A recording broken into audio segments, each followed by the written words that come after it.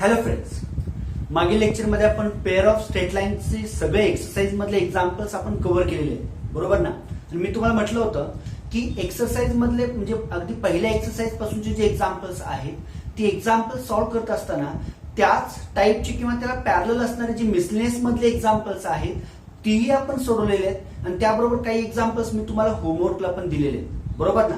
त्यामुळे बघा, मिसलेनियस मधले आपण काही सगळेच एक्झाम्पल्स सॉल्व्ह करणार नाही आहोत.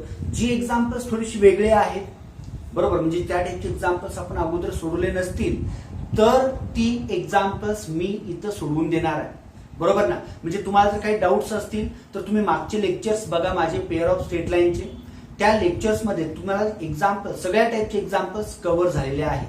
कारण आपण पहिला एक्सरसाइज, दुसरा, तिसरा एक्सरसाइज आणि त्याबरोबर मिसलेनियस मधले पण एक्झाम्पल्स त्या वेळेस आपण घेतलेले आहेत, बरोबर? तर बघा, मग आपण एक्झाम्पल्स म्हणजे आज आणि उद्या पेअर ऑफ स्ट्रेट लाईनची 30 एक्झाम्पल्स घेणार आहोत, जे एक्झाम्पल्स आपण पाठीमागं बघितलेले नाही, बरोबर? तर लक्षात घ्या, इथं आता आजचं एक्झाम्पल काय आहे बघा. Find joint equation of the pair of lines which bisect. हा पॉइंट खूप महत्वाचा आहे.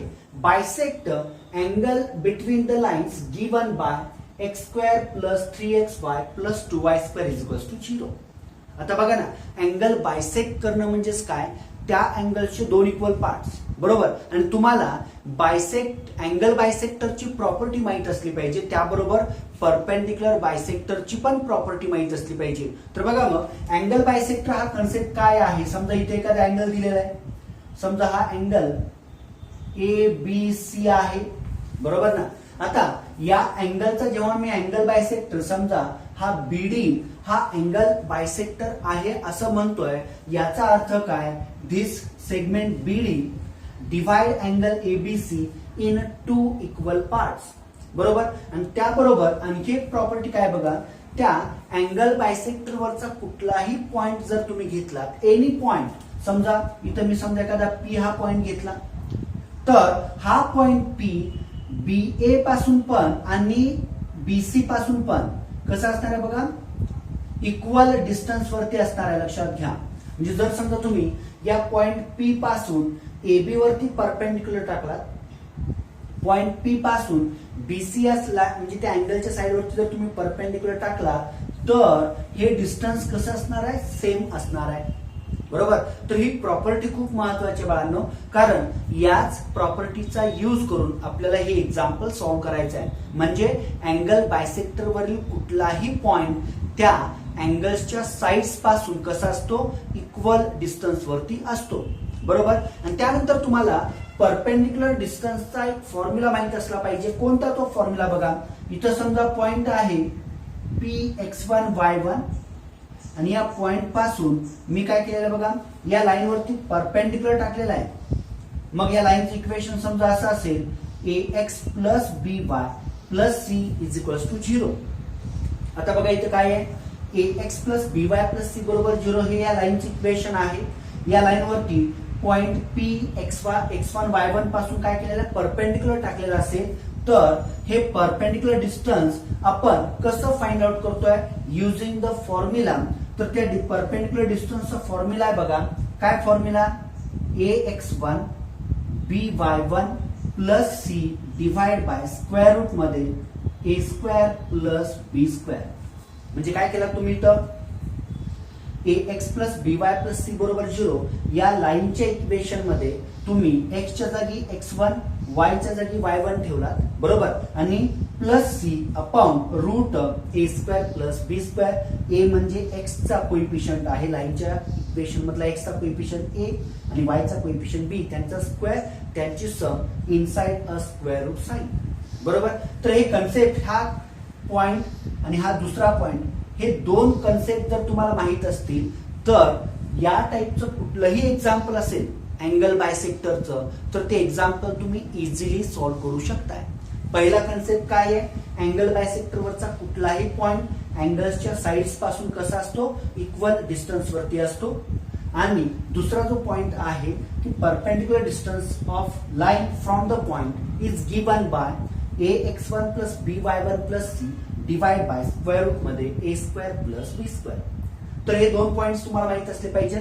तर बघा मग या 2 पॉइंट्सचा यूज करूनच आपण हे एक्झाम्पल सॉल्व्ह करणार आहोत. तिथं गिव्हन इक्वेशन काय बघा equation, yes, x² plus 3xy plus 2y² is equals to 0. आता हे इक्वेशन तुम्हाला दिलेलं आहे. This is the quadratic equation in x and y.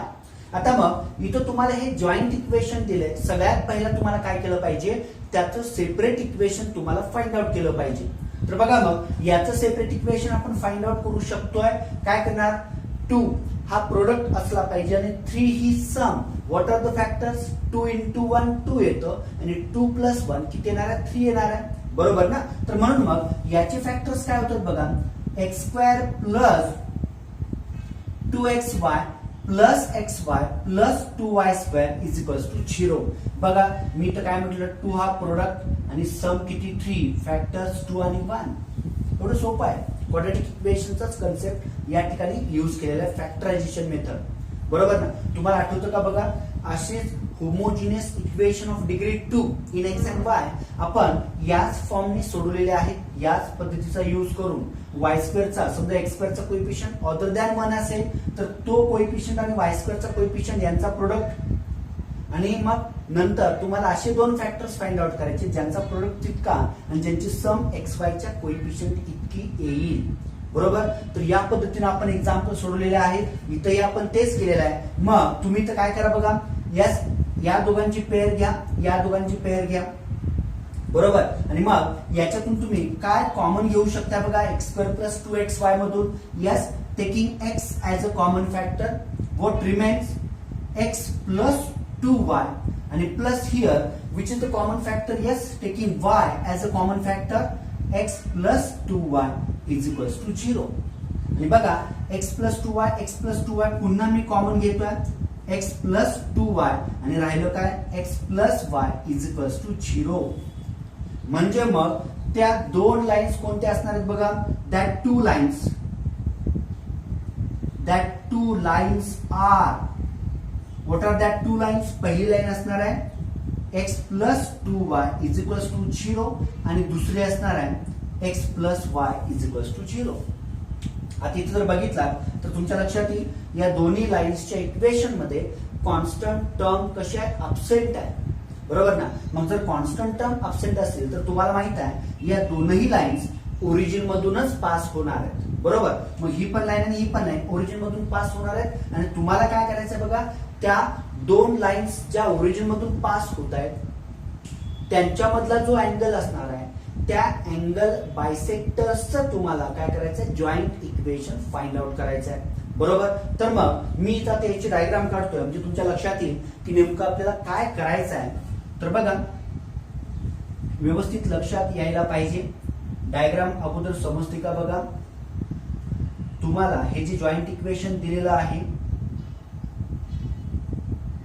ही एक लाईन आहे आणि त्याबरोबर समजा ही दुसरी लाईन आहे, बरोबर ना. आणि मग इथं जो अँगल आहे हा अँगल बायसेक्टर आहे. आता इथं बघा लाईनचे मी इक्वेशन्स लिहितोय. समजा हे इक्वेशन असणार आहे x plus 2y is equals to 0. हे इक्वेशन असणार आहे, समजा असं म्हणतो मी, x plus y is equals to 0. Lines इथं तुम्ही सपोज करायचे, ऍक्युरेट लाईन्स नाही आहेत या, फक्त त्या ओरिजिन मधून जात आहेत, बरोबर ना. आणि त्यामुळे मग मी इथं काय केलं बघा, हा एक बायसेक्टर मी काढलेला आहे त्या अँगलचा. आणि मग इथं मी एक पॉइंट घेतला PXY आणि इथून मग मी परपेंडिक्युलर टाकतोय या लाईनवरती पण आणि या लाईनवरती पण मी काय करतो, इथं परपेंडिक्युलर टाकतोय. इथं पण परपेंडिक्युलर टाकला, बरोबर ना. आता मग हे जे परपेंडिक्युलर डिस्टन्स आहे ते कसं असणार आहे, सेम असणार आहे. मगाशी बघितलं आपण, कारण अँगल बायसेक्टरवरचा कुठलाही पॉइंट घ्या तर त्या पॉइंट पासून जर तुम्ही त्या अँगल्सच्या दोन्ही साइड्स वरती परपेंडिक्युलर टाकला तर ते डिस्टन्स कसं असणार आहे, सेम असणार आहे, बरोबर ना. तेव्हा बघा आता मग इथं PXY असं म्हणतो मी, PXY be any point lies on angle bisector angle bisector of that two lines. Angle bisector formed by that two lines.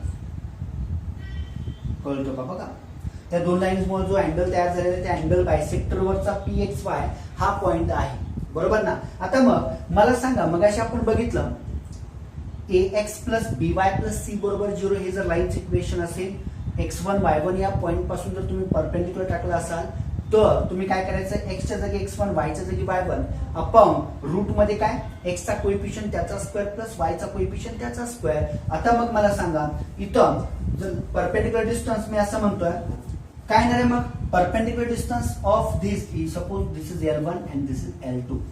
मग असं म्हणूया परपेंडिक्युलर डिस्टन्स ऑफ L1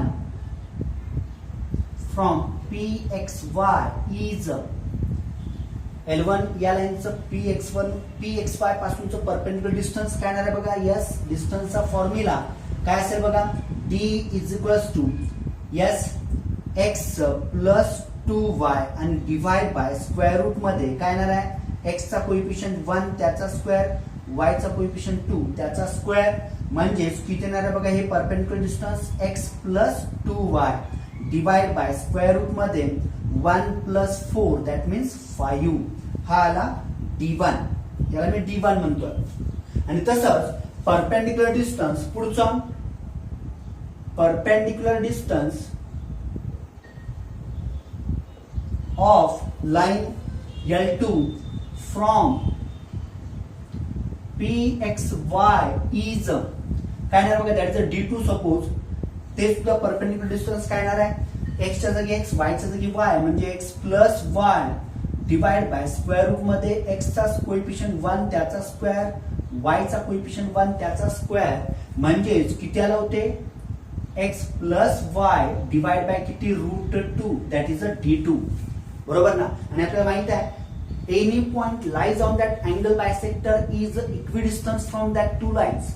त्या दोन्ही लाईन्स पासून किंवा त्या दोन अँगल्सच्या साइड्स पासून परपेंडिक्युलर बायसेक्टर वरचा पॉइंट कसा असणार आहे, इक्विडिस्टन्स वरती असणार आहे. Therefore here what we get here, D1 is equals to D2. Now simply put the values of D1 and D2. What is the D1? That is x plus 2y divided by square root of 5 and is equals to इकडे काय बघा x plus y divided by किती root 2. लक्षात आलं का बघा. आणि आता काय करूया मग, स्क्वेअरिंग बोथ साइड दोन्ही बाजूचा स्क्वेअर घ्या, कारण मॉड्युलस आहे. स्क्वेअर केल्यामुळे काय होईल, मॉड्युलस निघून जाईल आणि मग राहिलं काय बघा, x प्लस 2y ब्रॅकेटचा स्क्वेअर रूट 5 ब्रॅकेटचा स्क्वेअर x प्लस y ब्रॅकेटचा square divide by square root of 2 ब्रॅकेटचा स्क्वेअर. आणि इथं मग तुम्हाला एक्सपान्शन्स आणि क्रॉस मल्टिप्लिकेशन यूज करायचं बाळांनो. आणि जे काही इक्वेशन येणार आहे ते तुमचं जॉईंट इक्वेशन असणार आहे, कोणाचं, अँगल बायसेक्टर्सचं, बरोबर ना. तर बघा मग क्रॉस मल्टिप्लिकेशन पण करूया आणि एक्सपान्शन पण घेऊया. रूट 2 चा स्क्वेअर 2 तो आला लेफ्टला, याचं expansion x square plus product त्याचा दुप्पट म्हणजे 4xy प्लस 2y चा square 4y square is equals to root 5 चा स्क्वेअर 5 आणि तिकडे दिसते पूर्ण चालून लिहू शकतो पुढे 5 आणि मग x प्लस y चा square x square plus 2xy plus किती y स्क्वेअर. आणि मग आता 2 न मल्टिप्लाय करा, 5 न मल्टिप्लाय करा आणि या सगळ्या टर्म्स राईट साइडला ट्रान्सफर करा, म्हणजे किती येतं बघा 2x स्क्वेअर प्लस 2 4 जार 8xy प्लस 8y square is equals to किती येणार आहे बघा 5x स्क्वेअर प्लस 10xy आणि प्लस किती 5y स्क्वेअर, बरोबर. आणि LHS च्या सगळ्या टर्म जर मी राईट साइडला ट्रान्सफर केल्या तर किती येणार आहे बघा मग 5x square minus 2x square, त्याच्यानंतर प्लस 10xy मायनस 8xy आणि प्लस पुढं 5y square minus 8y square is equals to 0, बरोबर. So what is this equation, हे इक्वेशन काय येणार बघा 5x square minus 2x square that is a 3x square plus 10xy minus 8xy that is a 2xy आणि 5 minus 8 minus 3 y square is equals to 0 and this is the required equation of angle bisectors of the line म्हणजे ज्यांचं तुम्हाला joint equation दिलेलं आहे. कोणतं joint equation x square plus 3xy plus 2y square. बरोबर, यांचा जो अँगल आहे त्या अँगल बायसेक्टर्सचं जॉईंट इक्वेशन काय असणार आहे 3x square plus 2xy minus 3y square is equals to 0. लक्षात आलं सर्वांना. तर काय काय केलं बघा, व्यवस्थित लक्ष द्या. तुम्हाला जॉईंट इक्वेशन दिलेलं आहे, त्यांच्यावरून तुम्ही सेपरेट इक्वेशन्स काढलात बाय रेग्युलर मेथड. बरोबर ना, होमोजिनियस इक्वेशन्स आहेत त्यामुळे खूप सोपं आहे हे. बघा, जर इथं नॉन होमोजिनियस असतं तर मात्र तुम्हाला पेअरिंग करून तुम्हाला रूट्स म्हणजे काही कॉमन टर्म्स येते का किंवा ऍडजस्टमेंट थोडीशी करावी लागली असती, पण इथे तसं काहीच नाहीये. सेपरेट इक्वेशन्स काढलात. नंतर आपण कुठला कन्सेप्ट बघितला, या एक्झाम्पलच्या सुरुवातीला मी दोन्ही फॉर्म्युले एक्सप्लेन केलेले आहेत. एक, अँगल बायसेक्टरवरचा कुठलाही पॉइंट अँगल्सच्या साइड्स पासून इक्वल डिस्टन्स वरती असतो आणि दुसरा परपेंडिक्युलर डिस्टन्सचा फॉर्म्युला. बरोबर, हे फॉर्म्युले आपण या ठिकाणी यूज केलेले आहेत. डायग्राम तुमच्या लक्षात आली का बघा. PXY हा बायसेक्टरवरचा पॉइंट आहे. आता तुम्ही म्हणाल जॉईंट इक्वेशन मग दुसरा बायसेक्टर कुठे आहे, बरोबर ना, तर तो या बाजूला कुठे असणार, या दोन लाईन्स मधला अँगल इकडे पण असू शकतोय. बरोबर, मग त्या दोन लाईन्सचं आपल्याला काय करायचं, जॉईंट इक्वेशन फाइंड आउट करायचं आहे. आणि तुमच्या बघा लक्षात येतं का, इथं जे जॉईंट इक्वेशन आलेलं आहे ते अँगल बायसेक्टर्सचं ते सुद्धा होमोजिनियसच आहे. Homogeneous equation of degree 2 in x and y means what that means that angle bisectors also passing through origin. म्हणजे ते सुद्धा काय होत आहे, ओरिजिन मधूनच पास होत आहे. तर हे इक्वेशन सर्वांना लक्षात आलं का बघा. असंच पुढचं एक्झाम्पल आपण बघूया. आता बघा सेकंड एक्झाम्पल कडे आपण जाऊया. काय second example, if the lines represented by ax square plus 2hxy plus by square is equals to 0 make angles of equal measure with coordinate axis, then prove that a is equals to plus minus b. म्हणजेच इथं काय दिलेलं आहे बघा, जर ax square plus 2hxy plus by square is equals to 0 हे जे लाईन्सची equation आहे जॉईंट इक्वेशन, त्या दोन lines make angles of equal measure with coordinate axis, means that two lines whose joint equation is given in general form, that two lines makes equal angle with coordinate axis, then show that yes a is equals to plus minus b. मग आता इथं तुम्हाला काय करायचं बघा, तुम्ही जर equation बघितला तर तुमच्या लक्षात येईल की त्या ज्या दोन लाईन्स आहेत त्या दोन्ही लाईन्स ओरिजिन मधूनच पास होत आहेत. कारण का, हे इक्वेशन आहे ते कसं आहे, that is a homogeneous equation of degree 2. बरोबर, मग त्या ज्या दोन लाईन्स ओरिजिन मधून पास होत आहेत तर त्या दोन लाईन्स काय करतायत, एक्स आणि वाय ऍक्सिस बरोबर इक्वल अँगल करत असतील तर आपल्याला काय शोध ऍड करायचं आहे, A is equals to plus minus B. आता इथं मग डायग्राम जी मी काढतोय बघा, दोन प्रकारे आपण ते डायग्राम मध्ये शोध ऍड करू शकतोय. एक पहिली डायग्राम मी इथं काढतोय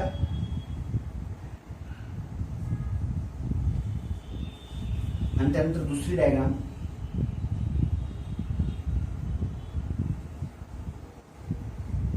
दिस is the origin x o x dash y o y dash, origin x o x dash y o y dash. बरोबर ना. आता समजा त्या दोन लाईन्स इथंच आहेत असं आपण गृहीत धरूया, lies in first quadrant. Suppose that two lines, these are the two lines whose joint equation is given by the general form ax square plus 2hxy plus by square. आता this is L1 and this is L2. बरोबर, आणि म्हणजे त्या दोन lines आपण असंही दाखवू शकतो, x o x dash y o y dash. म्हणजे एक तर त्या दोन लाईन्स एकाच क्वाड्रंट मध्ये असणार आहेत किंवा त्या दोन लाईन्स अपोजिट क्वाड्रंट्स म्हणजे वेगवेगळ्या क्वाड्रंट्स मध्ये असणार आहेत. तर इथं बघा कंडिशन काय दिलेली आहे की त्या दोन्ही लाईन्स एक्स आणि वाय म्हणजे कोऑर्डिनेट ऍक्सिस बरोबर इक्वल अँगल करतात. म्हणजे इथं एक्स ऍक्सिस बरोबर जर समजा त्या लाईननं अल्फा इतका अँगल केला असेल तर वाय ऍक्सिस बरोबर पण त्या लाईनचा अँगल काय असणार आहे, सेकंड लाईनचा अँगल अल्फाच असणार आहे. इथं एक्स ऍक्सिस बरोबर जर समजा त्या लाईननं अल्फा इतका अँगल केला असेल तर वाय बरोबर पण त्या लाईननं काय केलेलं आहे, अल्फा इतकाच अँगल केलेला आहे. तर तुम्हाला काय शोध ऍड करायचा आहे, A is equal to plus minus B. तर या दोन्ही फिगर्स व्यवस्थित लक्षात आलेत का बघा. इथं तुम्ही या लाईनला बघा, this is suppose L1 and this is L2. बरोबर. आता इथं सगळ्यात महत्वाचं काय आहे, जेव्हा तुम्ही लाईन्सचे इक्वेशन फाइंड आउट करता युजिंग द स्लोप्स, तर तुम्हाला काय करता आलं पाहिजे, अँगल ऑफ इन्क्लिनेशन जर अल्फा असेल तर त्यावरून आपण m is equal to tan alpha means slope of that line is equal to what, m is equal to tan alpha.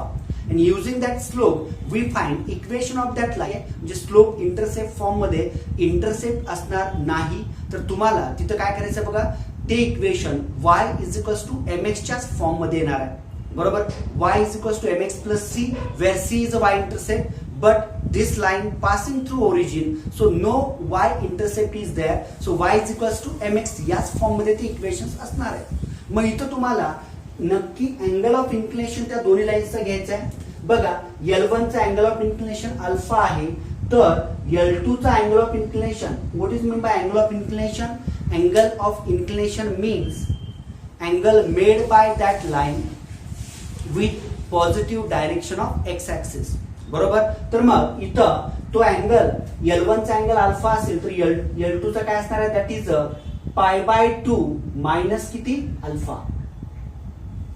L2 चा अँगल ऑफ इन्क्लिनेशन काय असणार आहे बघा, दॅट इज π/2 मायनस अल्फा. लक्षात आलं का बघा. म्हणजे L1 चा अँगल ऑफ इन्क्लिनेशन अल्फा आहे, तर L2 चा किती येतो, π/2 मायनस अल्फा. आता सेकंड फिगर मध्ये जाऊया. L1 angle of inclination alpha आहे. बरोबर. तर मग मला सांगा, या L2 चा अँगल ऑफ इन्क्लिनेशन काय असणार आहे, 90 plus alpha, that means π/2 plus alpha. बरोबर. मग याच्यावर आपण असं म्हणू शकतोय, L1 चा म्हणजे पहिल्या लाईनचा दोन्ही ठिकाणी अँगल ऑफ इन्क्लिनेशन अल्फा आहे, मात्र सेकंड लाईनचा जो अँगल ऑफ इन्क्लिनेशन आहे that is either π/2 minus alpha और π/2 प्लस अल्फा. बरोबर ना. तर मग याच्यानुसार मग आपण ते दिलेला रिझल्ट आपण या ठिकाणी प्रूव्ह करणार आहोत. तर काय करायचं बघा, आता या ठिकाणी from the figures, yes, angle of inclination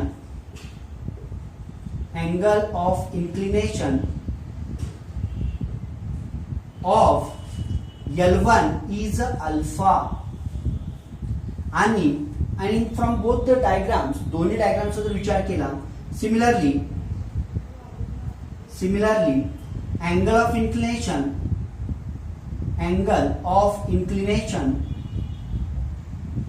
of L2, second line L2 is either π/2 minus alpha or π/2 plus alpha. लक्षात आलं का बघा. बरोबर ना. आणि मग यावरून आपण काय म्हणू शकतो बघा, मग L1 चा स्लोप आपण m1 घेतला, slope of L1 is m1, so m1 is equals to what, that is a tan alpha, right? Similarly, slope of L2 is a m2, so m2 is equals to what, tan, yes, π/2 minus alpha, or m2 is equals to tan of π/2 plus alpha. लक्षात आलं का बघा. मग आता इथं आपण m2 ची value काय घेऊ शकतो बघा, m2 is equals to tan π/2 minus alpha. आता π/2 मायनस अल्फा म्हणजे कुठला क्वाड्रंट आला, फर्स्ट क्वाड्रंट, आणि π/2 मायनस अल्फा त्यामुळे tan चा काय होतो, कॉट. आणि बघा π/2 मायनस अल्फा फर्स्ट क्वाड्रंट मध्ये सगळे पॉझिटिव्ह आहे, so m2 is equals to cot alpha और π/2 प्लस अल्फा म्हणजे सेकंड क्वाड्रंट झाला, आणि सेकंड क्वाड्रंट मध्ये साइन कोसाइन पॉझिटिव्ह आहे, टॅन कसा येणार आहे, निगेटिव्ह, त्यामुळं टॅन π/2 प्लस अल्फा, टॅनचा कॉटच होणार आहे, मात्र तो काय येणार, मायनस कॉट अल्फा. बरोबर ना.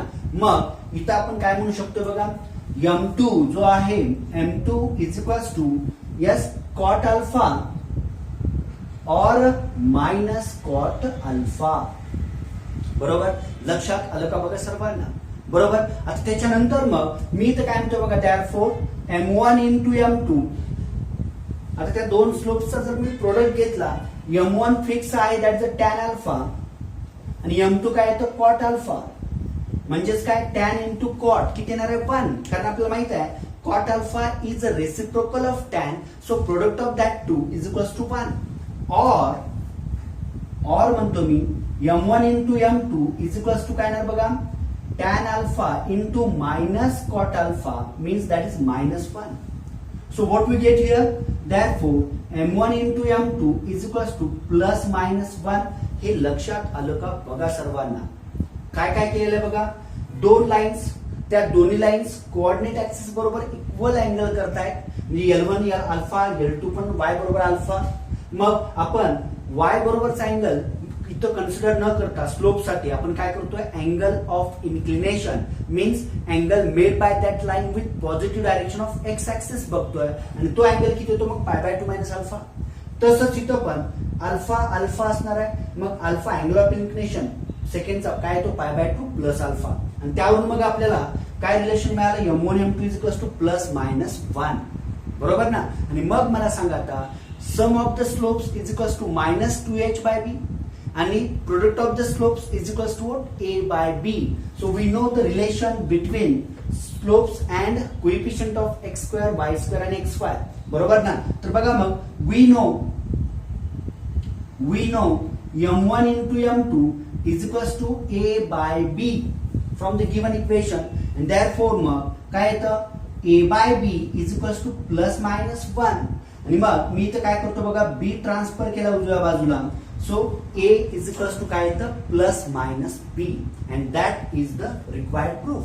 म्हणजे हीच काय असणार आहे, या दिलेल्या एक्झाम्पलची प्रूफ आहे, त्याचं सोल्युशन आहे. तर सर्वांना हे एक्झाम्पल लक्षात आलं बघा. ही जी एक्झाम्पल्स आहेत ती थोडीशी मोठी एक्झाम्पल्स आहेत, त्याला अधिकचा वेळ लागणार आहे. बरोबर ना. तर मी काय करतोय, आता ही दोन एक्झाम्पल्स आपण या ठिकाणी बघितलेले.